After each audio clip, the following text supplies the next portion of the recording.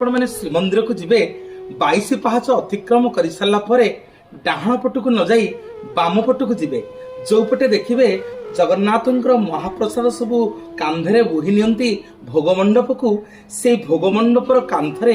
जड़े सत्यवान और सावित्री अछंती। बहुत गुड़े माँ माने सब सिंदूर ढाली थे से सत्यवान और सावित्री पाखे से आपण मैंने गोटे सिंदूर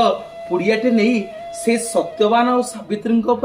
टिके सिंदूर ढाली देबे निज दी हाथ को जोड़ी शंखा को लगे मथा को लगे से जगन्नाथ को मुनिया मारे प्रभु मो शंखा सिंदूर को वज्र करंतु सेठू टिके सिंदूर से कागज रे आपण जेतिके आनी परिबे ताको टिके झाड़ीकरी से सत्यवान और सावित्री